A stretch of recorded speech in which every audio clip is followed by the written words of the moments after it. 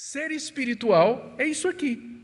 É você ver as coisas do Espírito da perspectiva de Jesus Cristo. É você ter uma compreensão profunda do que é a cruz e das suas implicações. E agora Paulo junta tudo isso e faz o que ele queria fazer desde o começo. Ele confronta os coríntios no problema fundamental das divisões, que era exatamente a falta da mentalidade de Cristo, de uma mentalidade espiritual no meio da igreja, que estava causando todos esses problemas.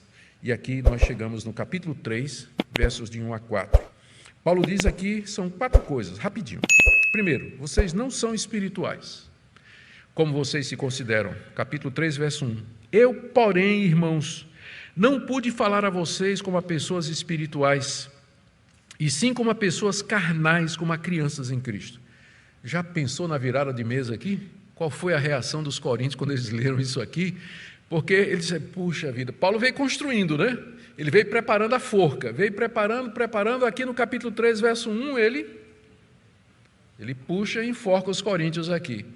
Eu, porém, irmãos, o contraste é com o verso anterior. O que é que diz o verso anterior? Nós temos a mente de Cristo, porém vocês não têm. Por isso que eu não pude falar com vocês como eu costumo falar com as pessoas que têm o Espírito Santo. Eu não posso falar, não pude falar a vocês como pessoas espirituais, pessoas que têm o Espírito Santo e que têm a mente de Cristo.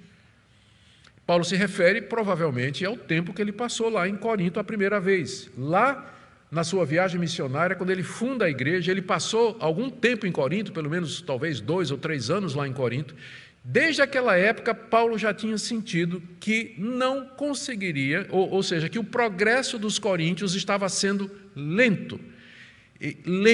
Por isso ele diz, desde quando estive aí, naquela época, eu já não consegui falar com vocês como pessoas espirituais, mas sim como a pessoas carnais. Isso aqui é o segundo ponto que Paulo diz aqui. Vocês são carnais. Crianças em Cristo. É muito importante aqui fazer uma distinção por causa de uma ideia que vem sendo proliferada no meio evangélico há muito tempo e que foi popularizada pelo Scofield, naquela famosa Bíblia de Scofield. Scofield é um dos maiores representantes do dispensacionalismo. E ele foi que difundiu a ideia de que existem 3 tipos de crente, 3 tipos de pessoa. O natural, tudo certo, não tem problema. O espiritual, que aí é o crente maduro, e o carnal, que é uma pessoa que é salva, mas que ainda vive uma vida em pecado. Está vivendo, ele é salvo, mas ele vive na imoralidade, ele vive em compromissos errados, ele pratica desonestidade. E aí, essa divisão em 3 que Paulo faz aqui, são 3 categorias, não tem dúvida, ele está falando aqui de natural, espiritual e carnal. Só que o carnal que Paulo está falando aqui não é em termos morais.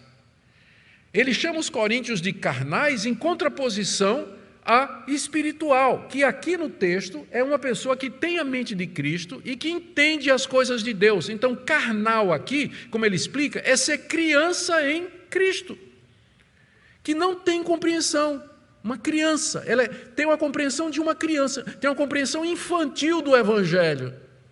Ela é imatura, não tem nada a ver com moralidade, porque a Bíblia diz que se você viver na prática do pecado, não tem crente carnal nesse sentido. Se você viver na prática do pecado, você está condenado. Quem é nascido de Deus não vive na prática do pecado. Sem santificação, ninguém verá o Senhor. Então a Bíblia não deixa margem para isso, da pessoa ser crente e viver no pecado.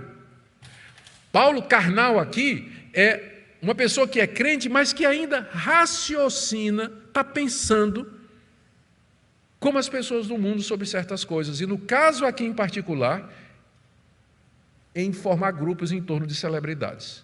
Que Paulo diz que isso aí é carnalidade. Então, só existe crente carnal nesse sentido. Gente novo convertido que ainda está aprendendo as coisas de Deus e que às vezes raciocina como pessoa do mundo. É muito comum isso. A pessoa se converte, entra na igreja, ela crê em Cristo, é crente verdadeira, mas quando chega em questões de dinheiro, ela ainda continua pensando do mesmo jeito. Ela lida com o seu dinheiro da mesma forma. em relação à maneira como trata as pessoas ou como desenvolve o seu negócio, ela continua pensando do mesmo jeito. Isso é um processo que se chama de santificação, maturidade e que leva tempo até a pessoa rearrumar a cabeça. A igreja de Corinto estava a caminho, estava no processo. A essa altura, eles estavam para trás, estavam atrasados, e Paulo diz, olha, eu queria falar a vocês como espirituais, como vocês acham que vocês são, e vocês deveriam ser, mas na verdade vocês são crianças em Cristo, vocês são carnais. E aí ele traz as evidências, né? Aliás, ele diz aí no verso 2, eu dei leite para vocês beberem quando eu tive aí. Não pude alimentá-los com comida sólida, porque vocês ainda não podiam suportar, nem ainda agora podem, porque vocês ainda são carnais. Ou seja, era um problema crônico daquela igreja, uma igreja que realmente não amadureceu, não percebeu as implicações da cruz de Cristo. Não é de estranhar, agora nós chegamos na raiz do problema. Lembra que desde o início dessa série eu disse que essa é a igreja mais complicada do Novo Testamento? É uma igreja onde tinha problema de divisão, culto à personalidade, igreja com problemas de disciplina, problema de imoralidade, problema no culto, problema com os dons espirituais, problema teológico, tinha gente que negava a ressurreição. Qual a raiz disso tudo? Chegamos nela. É exatamente isso aqui, a falta de crescimento espiritual, a falta de maturidade, ou em outras palavras, carnalidade. Era por isso que aquela igreja era tão complicada. E é claro, essa é a razão por que igrejas são complicadas. Boa parte dos problemas que nós temos nas igrejas é exatamente por conta disso aqui. Por conta disso aqui. As evidências que Paulo diz, então, né? Paulo diz, olha, vocês são carnais. Os coríntios podiam dizer assim, por aí, como aí, Paulo? Nós somos espirituais, nós temos todas as manifestações do Espírito Santo aqui. Nós temos línguas durante o culto, pessoas falando em línguas, isso é do Espírito Santo. Nós temos pessoas profetizando durante o Espírito Santo, durante o culto, isso é do Espírito Santo. Nós temos pessoas que fazem sinais e prodígios, têm visões e revelações, isso é do Espírito Santo. Por que você está dizendo que a gente é carnal? O problema todo é que a igreja de Corinto tinha construído uma ideia do que era ser espiritual que estava associada à manifestação dos dons. Mas Paulo não pode considerá-los como espirituais, porque manifestações extraordinárias não garantem espiritualidade. Eu já mencionei da última vez, Judas fez todos os sinais e prodígios que todos os apóstolos fizeram. E Jesus diz que no dia do juízo muitas pessoas vão chegar dizendo assim, Senhor, em teu nome expulsamos demônios, fizemos milagres e curamos as pessoas, e Jesus vai dizer, nunca vos conheci, apartai-vos de mim, vós que praticais a iniquidade. Então, é uma concepção errada, infelizmente muito popular hoje, associar espiritualidade com manifestações. Os dons espirituais, eles não são evidência, nem de salvação, às vezes, como é o caso de Judas, mas são ferramentas que Deus deu para a edificação da igreja, não são indicadores de espiritualidade. Se fosse, Paulo não teria dito o que diz para a igreja de Corinto, vocês são carnais, apesar de ter todas essas manifestações aí. E ele dá as duas evidências. Verso 3. Porque se há ciúmes e briga entre vocês, será que isso não mostra que vocês são carnais e andam segundo os padrões humanos? Ele está se referindo àquele espírito faccioso que havia na igreja de Corinto, que os coríntios brigavam por tudo e por qualquer coisa. Então Paulo diz, isso aí é uma prova. E a briga particular que ele está se referindo agora, vem logo em seguida, no verso 4. Quando alguém diz, eu sou de Paulo, e outro diz, eu sou de Apolo, não é evidente que vocês andam segundo padrões humanos, ou seja, padrões carnais? Voltamos à questão dos grupos, né? Voltamos, como eu disse, capítulos 1, 2, 3 e 4 é sobre as divisões, é sobre a formação de grupos. Paulo aqui volta a tratar do assunto. Vocês são carnais porque quando vocês dizem eu sou de Apolo, eu sou de Pedro, eu sou de Paulo, vocês estão procedendo segundo os padrões humanos, porque são as pessoas que não conhecem a Deus, que se dedicam, que se consagram, que se entregam sem reservas a líderes e celebridades e consideram aquelas pessoas como fosse seu Deus, a ponto de dizer assim, eu sou de fulano. Então, vocês são, no fundo, carnais. Queridos, aqui eu quero concluir. Aqui eu quero concluir dizendo o seguinte. Em seguida, depois desse verso aqui, a partir do verso 5, Paulo vai entrar em mais um argumento. O que ele vai dizer, ele vai mostrar o que é que os pregadores, na verdade, são diante de Deus e como eles deveriam ser tratados, em vez de ser cultuados como celebridade. Ele vai falar isso a partir do verso 5. Nós vamos tratar disso semana que vem, se Deus permitir. Mas eu fecho aqui com algumas aplicações para nós. Essa passagem ela é devastadora em vários sentidos. Primeiro, com relação à natureza da pregação bíblica. A pregação trata das coisas de Deus que nos foram reveladas pelo Espírito Santo e que estão contidas na Escritura. Não estou falando aqui de revelação especial, particular, tudo aqui é a revelação pública. O que Deus queria nos revelar, revelou, e o mistério já foi desvendado e está registrado aqui na Bíblia. Não estamos falando aqui de uma sociedade secreta, gnóstica, que tem mistérios que são dados aos iluminados. Não, todo o mistério de Deus já foi revelado, está aqui na Bíblia, precisamos do Espírito Santo para compreender. É isso o ponto aqui.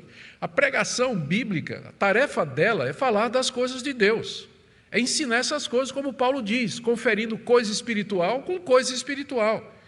É isso que é o nosso chamado, e esse é o nosso método. E é algo que não pode ser feito pelos padrões humanos.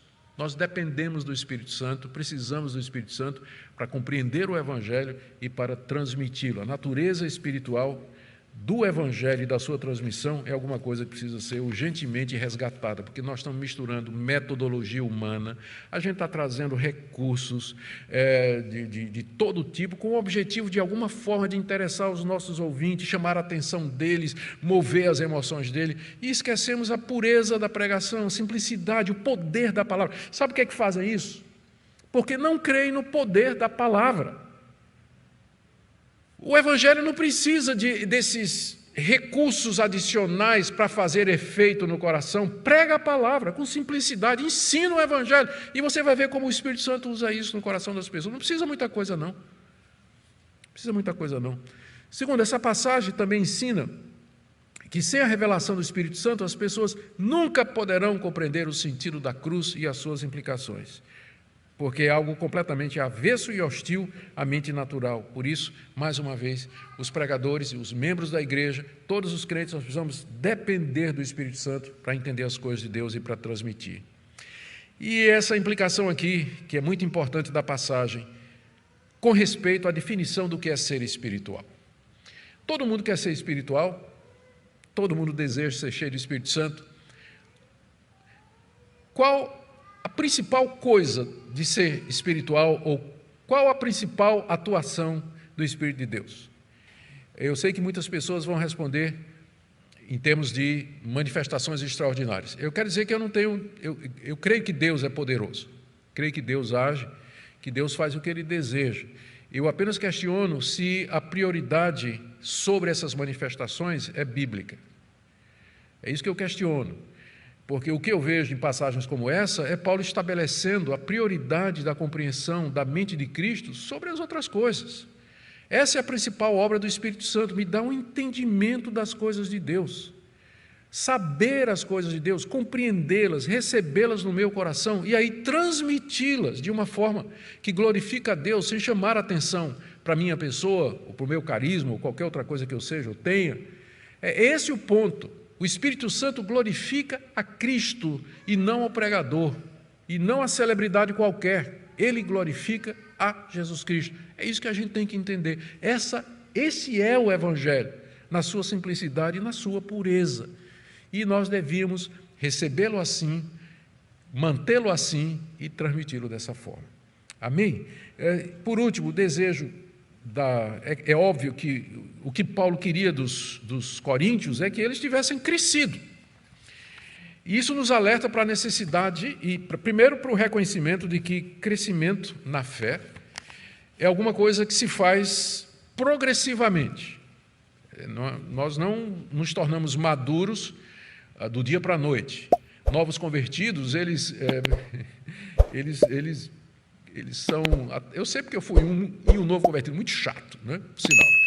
Fiz muita coisa assim, no fervor e no calor da conversão, né? Cheio de entusiasmo, né? Parecia mais um elefante numa loja de porcelana, né? Sem muito critério.